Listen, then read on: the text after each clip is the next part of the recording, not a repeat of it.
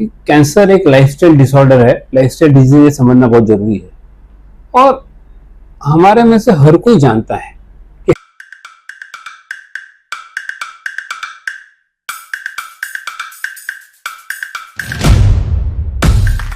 Doctor Sachin, cancer जो आपने पहले बताया था कि अपनी लाइफस्टाइल की वजह से होता है, ठीक है, तो कैंसर ना हो इसीलिए कैसी लाइफस्टाइल होनी चाहिए और कैसी लाइफस्टाइल की वजह से कैंसर हो सकता है? बहुत ही जरूरी क्वेश्चन है डॉक्टर बिंदु कि कैंसर एक लाइफस्टाइल डिसऑर्डर है, लाइफस्टाइल डिजीज ये समझना बहुत जरूरी है। और हमारे में से हर कोई जानता है कि हेल्दी रहने के लिए कैसी लाइफस्टाइल चाहिए। आप खुद न्यूट्रिशन की प्रैक्टिस करते हो, कैंसर अवॉइड करने के लिए, कार्डियक प्रॉब्लम अवॉइड करने के लिए, कोई भी लाइफस्टाइल डिजीज अवॉइड करने के लिए हमको डाइट, एक्सरसाइज, हाइजीन बेसिक्स है, कुछ नया नहीं करना है। कोई आपको ऑर्गेनिक फूड नहीं खाना है। Yes, perfectly. कोई आपको रेगुलर पिल नहीं लेना है, कोई विटामिन की टैबलेट्स नहीं लेनी है, कोई एंटीऑक्सीडेंट्स नहीं लेना है।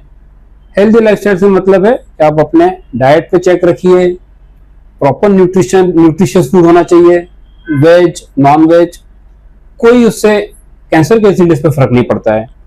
रेगुलर दिन में 1 आवर का फिजिकल एक्टिविटी जरूरी है।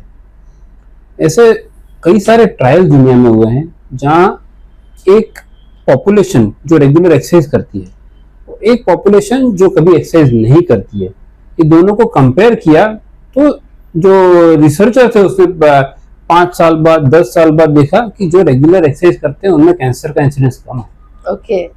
सिमिलरली फूड और न्यूट्रिशन में जो अपना वेट चेक में रखते हैं, जो वजन अपना मेंटेन रखते हैं, जो हर छोटी शुगर इंटेक को चेक में रखते हैं। ऐसा नहीं कि शुगर नहीं खाना है, एडेड शुगर को चेक में रखना है। मिनिमम फ्री शुगर का कंजम्पशन होना चाहिए। और fresh vegetables, fruits, fresh food खाना है, पैकेज फूड नहीं खाना है। तो यही जो सब आप अपने पेशेंट को बताते हैं, वही करने से कैंसर है, कार्डियक प्रॉब्लम है और बाकी सारी लाइफस्टाइल डिजीज को हम चेक में रख सकते हैं। 100% प्रिवेंट या अवॉइड नहीं कर सकते हैं क्योंकि सब कुछ तुम्हारे मेरे हाथ में नहीं है। पोल्यूशन का तुम और मैं कुछ कर नहीं सकते हैं। जो फ्रूट्स, वेजिटेबल्स बाजार में मिल रहे हैं हमको वही खाना है। तो कई चीजें हमारे कंट्रोल के बाहर है, उसका हम कुछ नहीं कर सकते, लेकिन जो हमारे हाथ में है उसमें हमको ध्यान रखना है। दैट्स मीन ये कहना चाह रहे हैं कि अगर आप एक डिसिप्लिन के साथ हेल्दी लाइफस्टाइल को फॉलो करोगे तो कैंसर होने के चांसेस बहुत कम हो जाएंगे, राइट? बिल्कुल। और स्पेशली ब्रेस्ट कैंसर और एंडोमेट्रियल कैंसर, गर्भाशय का कैंसर, ये काफी डायरेक्ट रिलेशन रखता है आपके बॉडी मास इंडेक्स के साथ, आपके बॉडी वेट के साथ और आपके रेगुलर फिजिकल एक्सरसाइज के साथ। तो ये 2 कैंसर के लिए मैं हर वुमेन जो ये वीडियो देख रही है उसको अपील करूंगा कि आप अपने डेली रूटीन में कम से कम 1 घंटा निकालिए जिसमें आप कोई स्ट्रेनस फिजिकल एक्टिविटी कीजिए। आप अगर कहीं जाती है तो बजाय गाड़ी लिए आप पैदल जाइए। अगर आपको 3rd फ्लोर 4th फ्लोर रोज जाना है तो लिफ्ट का इस्तेमाल मत कीजिए।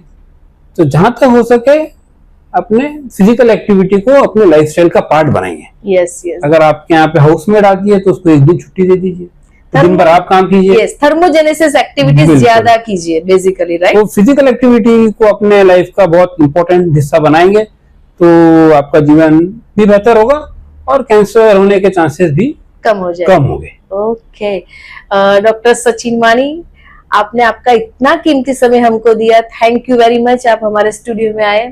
Thank you very much. Thank you doctor बिंदु।